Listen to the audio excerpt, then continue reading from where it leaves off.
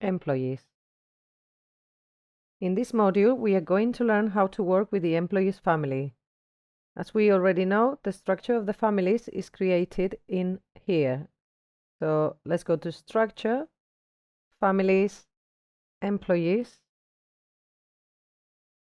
And if I click on Edit Tree and Expand, I will see the structure that I have here at the moment. Let's imagine I want to add a branch that in the case of the employees family is a role. I want to add a technician role and I want to add it to the third branch. So if we go to quality, we want to add it here. So create new branch. Okay, and then we will add technician role. So save it. And here in show employees, we can choose an employee without a job title or all, where we could see all the employees. Let's choose one without a job title. So let's choose John Doe and save. We refresh and expand. We can see that it's here now. Let's add a new branch now called sales, and we want to add it to branch 4. We want it to be branch 4. So create a new branch. And as we want it to be branch 4, just here 4, and we call it sales.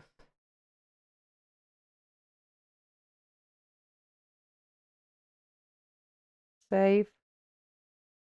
Here we want to read this attention window. It says branch 4 already exists. If you want to insert a new branch displacing the tree, click accept. So basically saying that we have already a branch with that number, so it's just going to create this one and move the other one that was there already to the next number.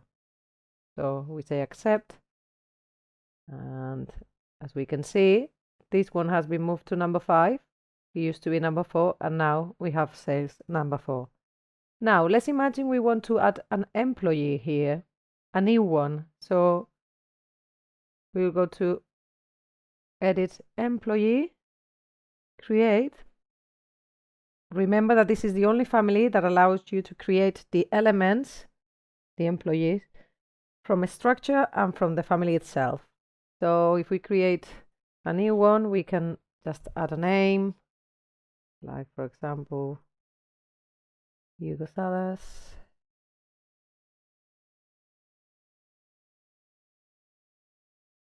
Okay. And we're going to say our portal user and add a login.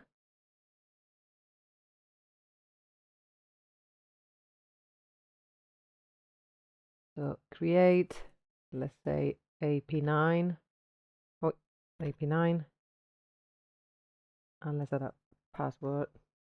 Maybe. See.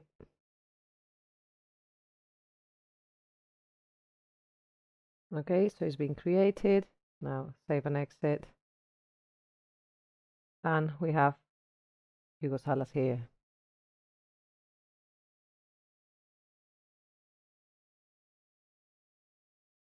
Now we want to add the new employee to the branch sales.